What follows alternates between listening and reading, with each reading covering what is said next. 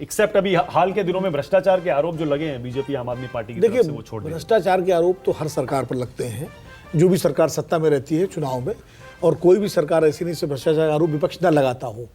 बल्कि मैं तो आपको बताऊंगा, हालांकि वो कभी चिपका नहीं, गुजरात में भी जब मोदी जी चुनाव लड़ते थे तो कांग्रेस भ्रष्टाचार के तमाम आरोप लगाती थी। वो लोगों ने नहीं माना, नहीं चिपका, अलग बात है, तो वो हमेशा लगते हैं। लेकिन ये जरूर भूपेश बघेल ने ये जो योजनाएं चलाई हैं, वो तो अब उनकी भूपेश बघेल के बारे में एक समझ लीजिए, वो मुख्यमंत्री बनने से पहले प्रदेश अध्यक्ष थे कांग्रेस के, और पूरी उन्होंने यात्रा की थी पूरे छत्तीसगढ़ की, स्टेट की, और कांग्रेस को जो रिवाइव किया था, क्योंकि कांग्रेस तो वहाँ लस्त-पस्त हो गई थी, लगातार 3 चुनाव बीजेपी जीती थी,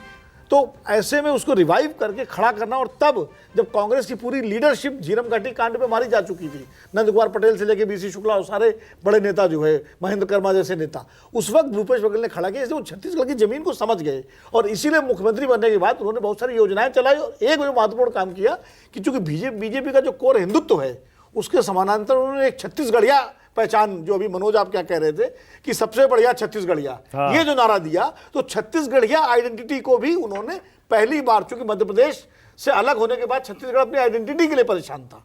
जो शायद उस समय बीजेपी के समय रमन सिंह के जमाने में नहीं हो पाई थी। वो चावुर वाले बाबा और सारी चीजें थी, लेकिन छत्तीसगढ़िया की जो सेपरेट आइडेंटिटी जो बनाई उन्होंने, वो भी मेरे पास 1 मिनट